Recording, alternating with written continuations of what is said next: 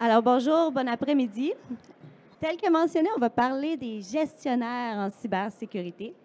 Par gestionnaire, on veut dire les administrateurs de conseils d'administration, le C-suite, comme on dit en anglais, les directeurs, et également les gens qui vont agir comme cadre supérieur, comme on dit en droit civil québécois. Il va être question aujourd'hui des meilleures pratiques, en fait, pour éviter d'être le prochain Joe Sullivan. Alors, on y en a parlé tranquillement ici, on l'a introduit. Il y a de plus en plus de lois et de plus en plus d'obligations juridiques par rapport à la présence et à l'expertise de cybersécurité dans le conseil d'administration. Alors, vous l'avez peut-être entendu parler, le US Security and Exchange Commission a récemment adopté une norme selon laquelle nous devons divulguer, si nous sommes une entreprise publique, nous devons divulguer les risques que nous avons en tant qu'entreprise, les mesures qu'on prend pour y répondre, comment le conseil d'administration est impliqué dans ces mesures-là, quelles compétences le conseil d'administration a et a accès, et également quel est le niveau d'expérience des membres en matière de cybersécurité. Alors, on a décidé volontairement de ne pas en faire une obligation d'avoir cette expertise-là, mais on est allé avec ce qu'on appelle le public shaming. Si vous ne l'avez pas, ben, dites-le à tout le monde. Et sinon, ben, prenez les mesures et prenez-vous en main. Alors, c'est intéressant parce que si on regarde le Russell 3000, qui est en fait les 3000 plus grandes entreprises des États-Unis qui sont en bourse, donc on est un petit peu plus haut que le Fortune 500, en ce moment, il y a seulement 90 des conseils d'administration qui ont accès à cette expertise-là. Alors, ça veut dire qu'il nous en manque combien? 2724. Il manque 2724 CISO, gestionnaires qui veulent se joindre à un conseil d'administration pour satisfaire à ce que le SEC voulait faire initialement. Alors, vous voyez pourquoi ils ont retourné de bord, hein?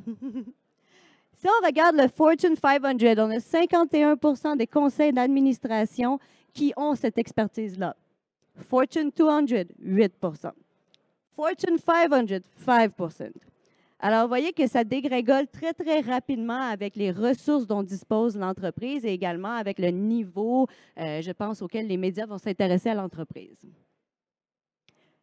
Et ce qu'on remarque également, c'est que dans le S&P 500, en 2021, rappelez-vous, on est en plein milieu de la pandémie, on travaille tous de la maison, la tech est partout.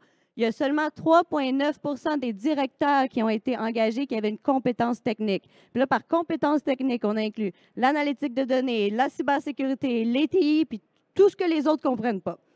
Donc, il y avait seulement 3 des gens qui ont été engagés en 2021 qui avaient cette expertise. 14 des directeurs disponibles sur le marché seraient capables de rencontrer les exigences initiales du US Security and Exchange Committee. C'est donc dire que nous n'avons pas, même si on le voudrait, sur le marché, des expériences de gestionnaires qui nous permettent de rencontrer les exigences. Je pense que les gens aient un baccalauréat, de préférence une maîtrise. Et bon, il y avait quand même une couple de pages sur les compétences idéales du US Security and Exchange Commission. Alors, on se rend compte qu'on a un problème. On entend souvent « Ah, il n'y a pas assez de monde en cybersécurité, il n'y a pas de staff. » Il n'y a pas de gestionnaire. Il n'y a pas de gestionnaire. C'est vraiment ça notre plus grand problème en ce moment. Et une des raisons qu'on évoque souvent, c'est la peur de se faire poursuivre, la peur d'être le prochain Joe Sullivan qui a passé un petit week-end en prison, la peur d'avoir sa figure sur le dessus du journal le lendemain et la peur de ne pas comprendre le cadre juridique dans lequel les administrateurs et les dirigeants doivent vivre.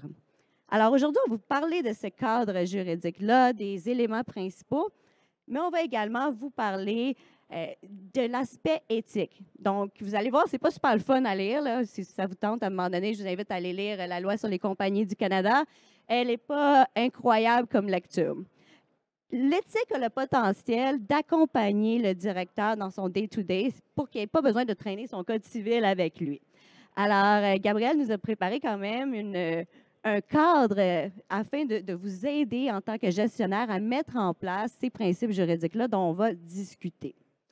Alors, excuse-moi, Gabriel. Gabriel, veux-tu nous parler un petit peu de le rôle de l'éthique dans la technologie de l'information? Là, parce que là, moi, je suis avocate, fait que s'il n'y a pas de droit, s'il n'y a pas de loi, qu'est-ce qui arrive?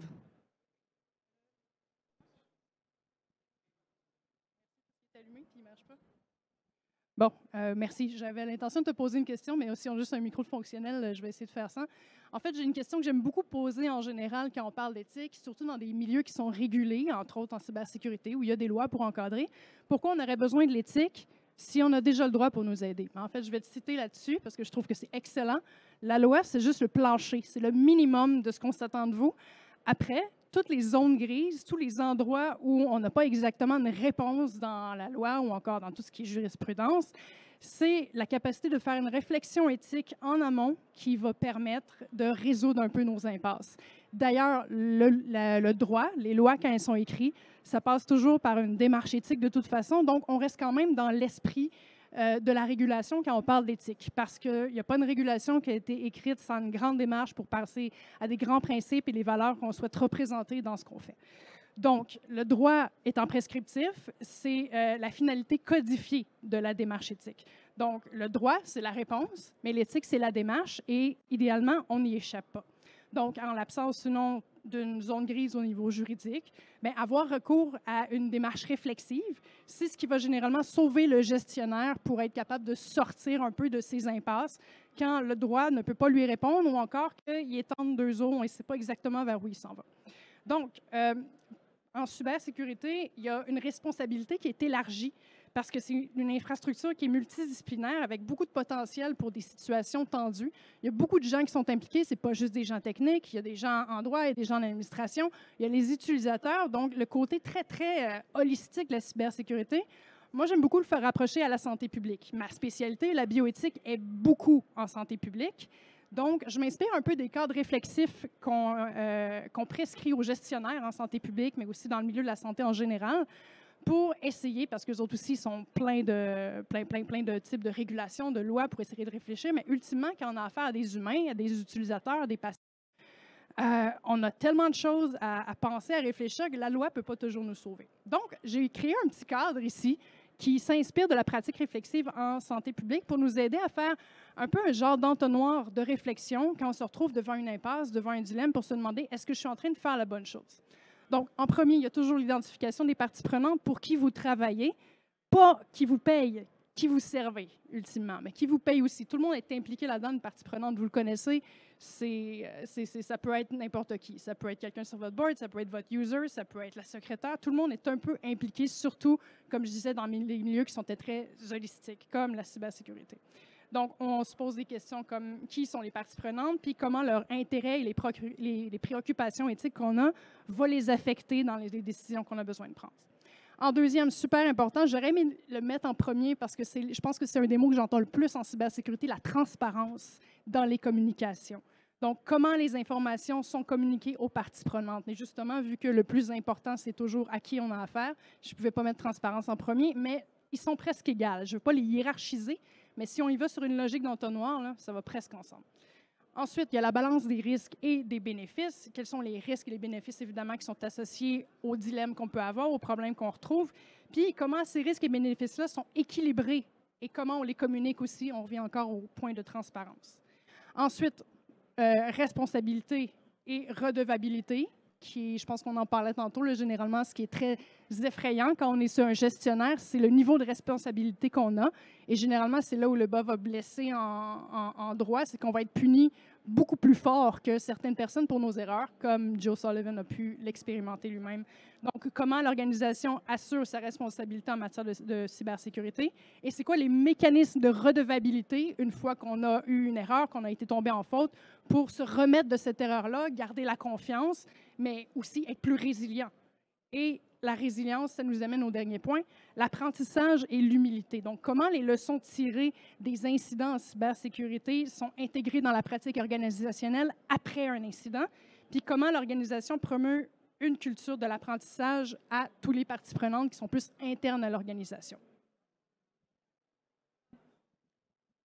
Ce que Gabrielle vous explique, qui est vraiment un cadre éthique, gardez-le en tête parce qu'on va parler maintenant des principes juridiques. Puis après ça, on va voir comment M. Sullivan peut-être aurait arrivé à une autre décision s'il serait passé par le cadre éthique. Et prenez en compte que M. Sullivan, il est avocat de profession. Il est avocat de professeur. C'est pour vous dire à quel point elles ne sont pas simples à comprendre, les règles, voire même si on commence à lire les interprétations juridiques, il y en a qui se contradisent littéralement, parce que vous savez qu'il y a beaucoup de cours aux États-Unis, il y en a également au Canada. Donc, il y a quand même également, il y a quand même un flou qui est très important. Il faut avoir une boussole. L'article 1457 du Code civil du Québec, d'abord, si vous ne le saviez pas, je vous apprends que vous pouvez à tout moment vous faire poursuivre parce que vous n'êtes pas une bonne personne. Toute personne a le devoir de respecter les règles de conduite qui, selon les circonstances, les usages ou la loi, s'impose à elle de manière à ne pas causer de préjudice à autrui. N'importe qui, n'importe quand. C'est important de comprendre ça. Et ça ne s'efface pas quand on devient un directeur de compagnie, voire même ça vient se compléter avec des obligations un peu plus précises, notamment dans le Canadian, dans la loi canadienne sur les sociétés par action. Vous allez avoir le devoir d'être intègre, d'être honnête. Ce sont tous des exemples d'un devoir, de normes de conduite qu'on s'entend de vous. C'est pas très différent. Je ne sais pas s'il y a d'autres avocats dans la salle, d'autres personnes qui font partie d'un ordre professionnel. C'est pas extrêmement différent. Vous avez un code d'éthique, vous avez des obligations. C'est exactement la même chose pour le directeur, mais malheureusement, il n'y a pas de code d'éthique. Il y a juste la loi. Et c'est là que ce que Gabrielle apporte est intéressant. Alors, qu'est-ce que la loi dit, là? Le minimum qu'on trouve dans la loi, c'est que vous avez une obligation fiduciaire. Donc ça veut dire que vous devez agir dans le meilleur intérêt de la société. L'intérêt de la société, c'est quoi? Y en a-t-il ici qui pensent que c'est les actionnaires? Non. Y en a-t-il ici qui pensent que c'est les employés? La société civile? C'est la société elle-même. Donc, pas ses actionnaires, pas le C-level, pas le boss. La société telle qu'elle est inscrite dans le registre des entreprises du Québec. Elle n'existe pas. Voyez-vous pourquoi c'est difficile de mettre les intérêts de cette société-là avant les autres? On ne sait même pas qu'est-ce qu'elle veut. Alors, c'est là qu'il faut regarder, effectivement. On a une jurisprudence au Canada. Ce n'est pas les intérêts des actionnaires, ce n'est pas les intérêts des employés, mais on doit les considérer également, mais jamais de façon, par exemple, à causer des dommages environnementaux ou de façon à ne pas payer ses impôts. Ça, c'est important, par exemple. Alors, voyez, vous allez agir dans les intérêts de la société. En termes de cybersécurité, ce que ça veut dire, c'est les intérêts de la société, c'est toujours d'avoir des mesures de sécurité raisonnables. La jurisprudence est claire. Peu importe ce que la loi a dit, la jurisprudence le dit, les intérêts de la société, c'est d'être cybersécure. C'est non discutable. Ce qui est discutable, c'est quelles sont ces mesures de sécurité-là. Si elles ne sont pas en place en tant que directeur, tout ce qui vous reste, ça va être la défense d'appréciation commerciale. Alors, les tribunaux, ils ne font pas partie de votre conseil d'administration. Un conseil d'administration, ça se rencontre peut-être une fois par 3 mois, pendant 2 heures de temps. Potentiellement, ils ne sont jamais allés dans votre bureau, ils ne connaissent pas vos employés, puis des fois, ils ne connaissent même pas tout ce que vous faites comme produits et services. Alors, ils n'ont vraiment pas toutes les informations, mais ils ont une vue qui est une vision d'ensemble pour l'année. C'est déjà plus que le juge. Les juges, là, lui, il est allé le matin, il a eu 3 procès dans sa journée, il ne connaît pas votre business et ça ne l'intéresse pas de prendre la décision pour vous. Alors, la règle de l'appréciation commerciale est simple. Quels sont les renseignements que vous devriez connaître? Et devriez est important. Donc, par exemple, si je prends une décision en cybersécurité, c'est quoi les menaces, c'est quoi les risques? Important. Moi, je ne peux pas dire, comme membre d'un conseil d'administration, je n'ai pas cette information-là. Mais je vais me dire, bien, allez la chercher. Faites un pentest, faites un exercice de voir des vulnérabilités. Vous avez l'obligation d'aller la chercher, l'information. Parce que pour prendre une décision qui est informée, qui est raisonnable, c'est ça le standard, mais encore faut-il avoir les bonnes cartes dans nos mains ou justifier pourquoi on ne les a pas. Alors, vous avez une obligation d'aller à la pêche pour prendre une des meilleures décisions qui aurait pu être possible dans un éventail de décisions pour l'entreprise avec les renseignements que vous avez accumulés. Alors, si vous êtes capable de démontrer que votre décision est somme toute raisonnable avec les renseignements que vous avez ou aurez dû avoir, alors vous êtes protégé. Pas la meilleure décision, pas la plus poche sur la terre. Tout ce que vous avez besoin, c'est de prendre une décision qui est concevable, qui est possible et qui est justifiable. Alors, vous voyez que c'est quand même difficile de se faire poursuivre criminellement, on va le voir, mais ce n'est pas impossible. En termes de cybersécurité, rencontres fréquentes, vous avez l'obligation de participer. Vous êtes un gestionnaire, vous devez gérer. Et vous savez, le nombre de clients qui me disent qu'ils ont fait des conseils d'administration qui étaient juste la moitié du conseil d'administration qui était là. Il y en a qui répondent jamais. Il y en a qui sont dans le Sud pendant 7 mois par année. Sachez que ces personnes-là sont entièrement responsables des décisions qui sont prises quand elles ne sont pas là. Alors, si je pars en vacances 2 semaines, que je reviens, puis que là, il y a une décision qui a été prise, je ne me suis pas renseignée, je n'ai pas inscrit ma dissidence et cette décision-là était la mauvaise, j'en suis juridiquement responsable. C'est votre travail d'administrateur de dire donnez-moi les logs des décisions, les fichiers des décisions, la liste des décisions qui a été prises, par qui, quand elles ont été prises, est-ce qu'elles sont documentées. Et si vous n'êtes pas d'accord, vous êtes obligé d'envoyer un courriel, aussi simple qu'un courriel qui dit « Je ne suis pas d'accord. Je veux que ce soit écrit que je n'approuve pas cette mesure-là. » Alors, vous avez l'obligation de le faire ou de vivre avec les conséquences. Vous avez l'obligation également de vous assurer d'avoir une compétence. Si vous n'avez pas à l'interne, vous devez aller la chercher à l'externe. Un petit cas d'étude, juste pour être sûr que je vous garde un petit peu réveillé à l'entour du risque. Est-ce que vous vous rappelez Marissa Mayer de Yahoo? Alors, la brèche de Yahoo, c'était en plein milieu d'une fusion-acquisition avec Verizon.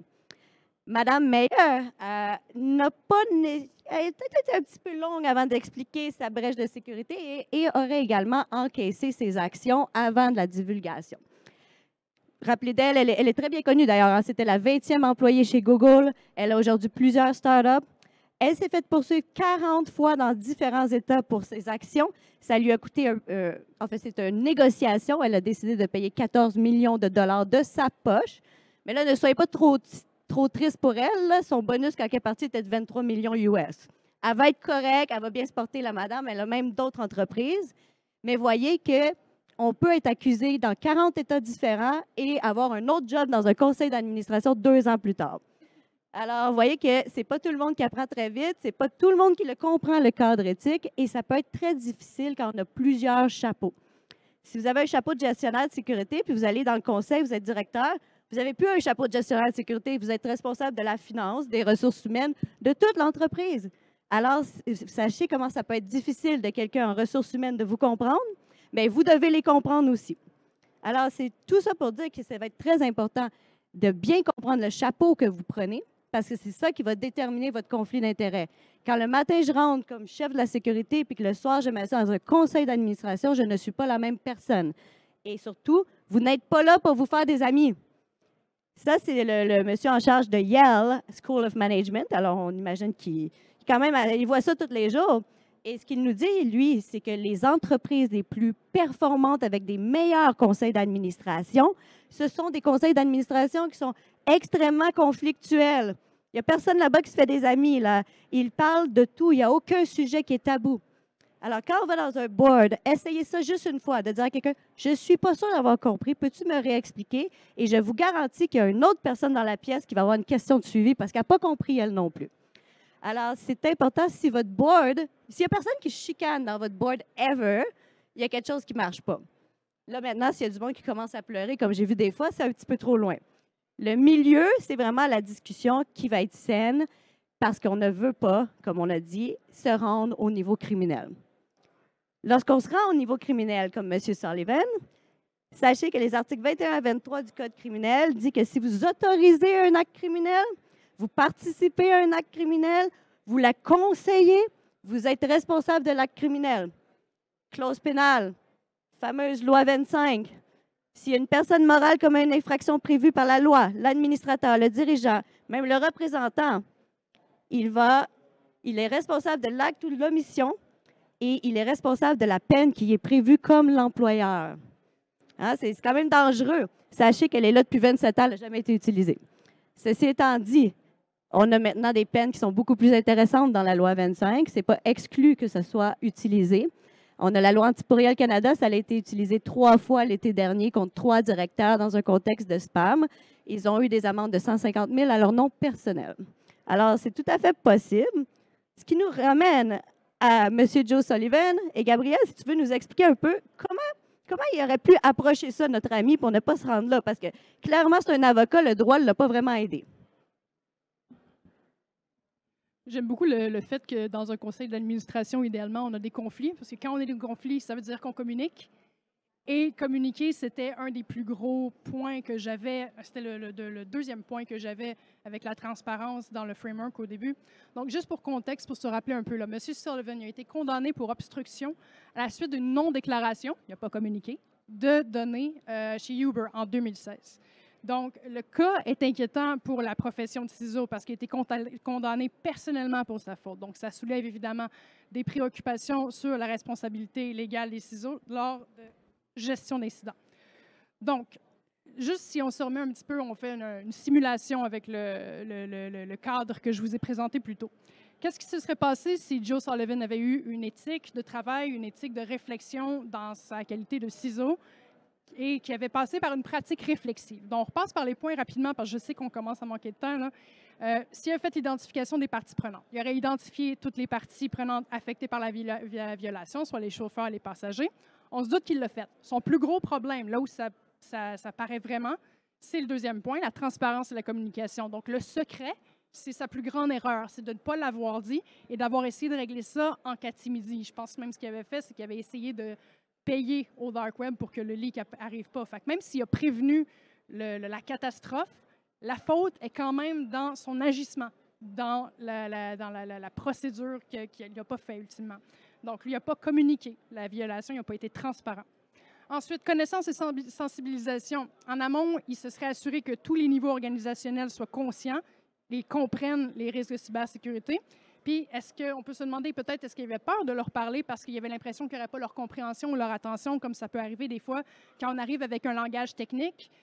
On a peur d'effrayer les gens avec ça, puis des fois, ça l'effraie, puis des fois, on se fait questionner, mais tu fais quoi exactement comme travail? Il ne faut pas avoir peur, justement, de tomber dans ce qui est un peu la littératie puis l'apprentissage, qui était le dernier point, d'être sûr d'avoir une organisation apprenante. Donc, de savoir que tout le monde puisse avoir la capacité de comprendre votre travail pour que vous ayez de la facilité à l'exprimer et à le communiquer. Évidemment, responsabilité et redevabilité, qu'est-ce que ça veut dire? Ça veut dire assumer sa responsabilité dans l'incident et ne pas détourner le blâme d'une responsabilité, ce qu'il a un peu cherché à faire aussi en s'en dérobant. Donc, lui, il n'a pas fait preuve de responsabilité. Bien qu'il ait fait un suivi d'incident, ça reste quand même qu'il n'a pas fait la divulgation comme il était censé le faire. Et comme je disais un petit peu tantôt, ça fait un petit peu mon wrap-up, c'est le côté apprentissage et humilité à travers tout ça. Peut-être qu'il y avait des raisons comme de personnalité qui fait qu'il n'a pas fait cette communication-là, mais ultimement, est-ce que son organisation avait les connaissances pour comprendre ce qu'il aurait eu à leur apprendre? Pourquoi il a décidé de ne pas faire la divulgation? Je pense que ça lui appartient, mais ultimement, il ne faut pas avoir peur de communiquer, même se chicaner. Merci. Puis effectivement, dans son cas, ce qui est drôle, c'est qu'il n'a pas été. Ce qui est comique un peu du piège de l'avocat, c'est qu'il n'a pas été capable de se sortir de sa peau d'avocat. Dans sa tête, il y avait une obligation de confidentialité de ne pas dire l'incident. C'était pas ça son obligation, là. Il y en avait un General Counsel, d'ailleurs. Le General Counsel a dit, j'ai une idée. On va dire qu'on va faire un bug bounty puis qu'on a payé la personne qui a gagné. Comme ça, on n'a pas payé de rançon. Puis on va rattraper les données. C'était pas bête, c'était juste une idée. Puis justement, le FTC, qui est l'ancien employeur de M. Sullivan, a dit, ben non, l'avocat t'a pas vraiment donné de conseils, il t'a donné des idées. Puis toi, tu es allé dessus, puis tu as exécuté. Et ton rôle, ça aurait été de ne pas l'exécuter ou de dire, trouve-toi quelqu'un d'autre pour le faire. Et c'est pas comme ça que ça s'est passé. Alors, c'est quand même important. Vous voyez, c'est facile de tomber dans le piège, facile de faire confiance à un General Counsel, faire confiance à la personne d'opération, à l'autre personne qui nous a dit ça. Mais ultimement, il fallait qu'il sorte de son rôle d'avocat, il fallait qu'il soit lui, puis qu'il se protège lui. Puis c'est se protéger nous et dans le meilleur intérêt de l'entreprise, ultimement, même si on ne se fait pas d'amis et même si vous perdez votre emploi. Aussi bien le perdre parce qu'on n'est pas d'accord que le perdre parce qu'on a eu une brèche de sécurité puis on est allé en prison. Alors, si vous avez un profil technique, vous voulez aller travailler dans un boardroom, vous devez comprendre les enjeux commerciaux, stratégiques, les parties prenantes. Est-ce que le General Counsel s'entend bien avec l'autre département? Est-ce qu'il se passe, ce monde-là? Est-ce que je vais avoir du support? Est-ce que c'est juste un trophy position ou est-ce qu'on va me lancer en dessous du boss après? C'est quoi cette compagnie-là? Apprenez le langage de l'ennemi. Il faut apprendre à parler comme un board. Vous allez voir, ils ont plein d'acronymes, plein de mots qu'on n'utilise pas en cybersécurité. Vous devez le connaître. Ce n'est pas une raison pour se défendre si vous dites ben, « je ne comprenais rien de ce qu'il disait en finance ». Ensuite, apprenez à négocier et à aimer la politique. Ce n'est pas naturel quand on fait du technique. Ceci étant dit, un board, c'est de la politique et de la négociation. Ça veut dire d'aller chercher des formations, ça existe. Institut de la gouvernance à Montréal, c'est l'Institut des administrateurs. Il y en a plein. C'est du soft skills, vous devez l'avoir. Si vous vous demandez qu'est-ce qui fait votre gestionnaire de sécurité puis pourquoi il n'est pas assis à l'ordinateur en train de régler des problèmes, c'est parce qu'il est en train de négocier un budget. Alors, si vous êtes engagé, vous avez passé à travers, c'est important de demander à la politique d'assurance. Est-ce que vous êtes assuré dans votre emploi? Monsieur Sullivan, comme il a été accusé d'une accusation criminelle, ce n'est pas couvert par les assurances. Alors, il a payé tout seul ses coûts d'avocat, il a payé tout seul tout le procès et il est aussi allé en prison tout seul. Alors, demandez une clause d'indemnité. Vous voulez être indemnisé, que vous soyez assuré ou pas, vous voulez être indemnisé et continuez à faire des vérifications. Prenez votre temps, ce n'est pas une mince responsabilité, mais quand c'est bien fait avec un cadre éthique, ça devient quand même évident de prendre une boussole. On ne vous demande pas d'aller nécessairement dans un extrême ou dans un autre extrême. Vous devez aller dans une boussole qui est raisonnable. Et ça peut sembler vraiment évident, mais comme vous voyez, Marissa Meyer, ce n'était pas sa première position de CEO. Joe Sullivan, quand tu es rendu que tu es CISO chez Uber, ce n'était pas sa première non plus. Ce n'est pas des débutants, ce n'est pas du monde qui sortent de l'école, ce n'est pas du monde qui ne comprennent pas. C'est des gens qui sont extrêmement qualifiés, mais qui n'ont pas remis les choses en contexte et qui n'ont pas pris le temps de faire la réflexion sur la cybersécurité.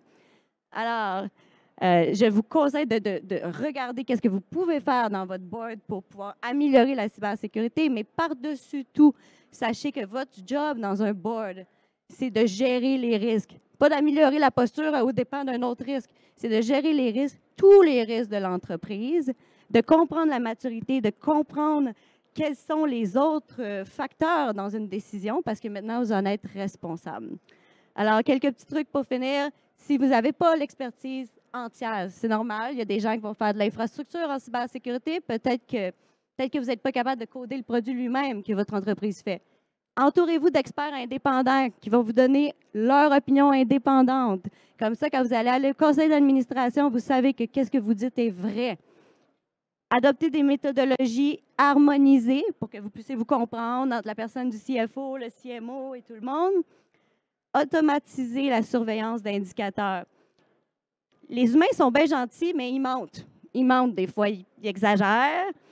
Ils downplay, comme on dit, c'était pas si mal cet incident-là. Puis là, quand vous allez regarder peut-être dans ma chaîne, vous allez dire, ouais, mais quand même 1,5 million de personnes qui ont été visées. Oui, mais hein, on l'entend souvent, ça. Fait que si vous n'avez pas de mécanisme de vérification indépendante, vous êtes à la merci de vos employés. Finalement, documentez vos décisions pour vous protéger. Souvent, on arrive au bout d'un conflit où que personne n'est d'accord. La solution est vraiment simple. Vous envoyez un courriel.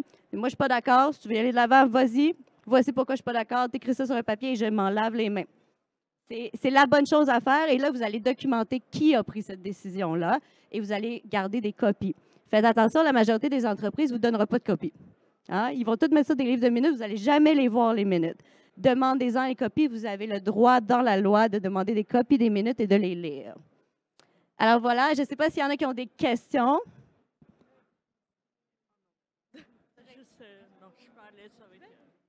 Vas-y, je vais répéter.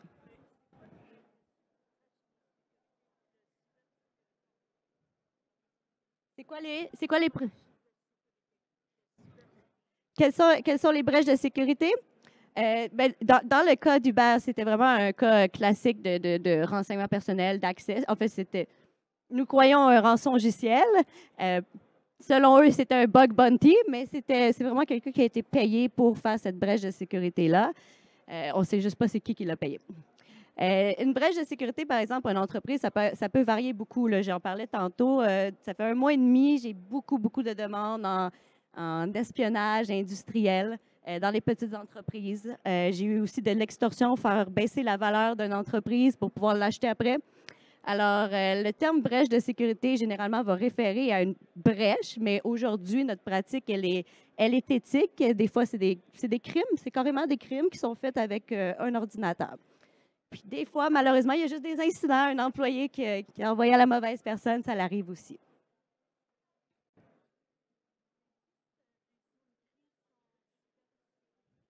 Elle demande si ça existe des zones grises en cybersécurité.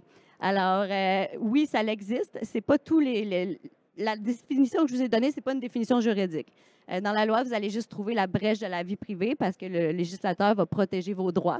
Il ne protégera pas votre propriété intellectuelle à moins que vous le faites vous-même. Voilà. Si vous avez d'autres questions, je vais être là-bas.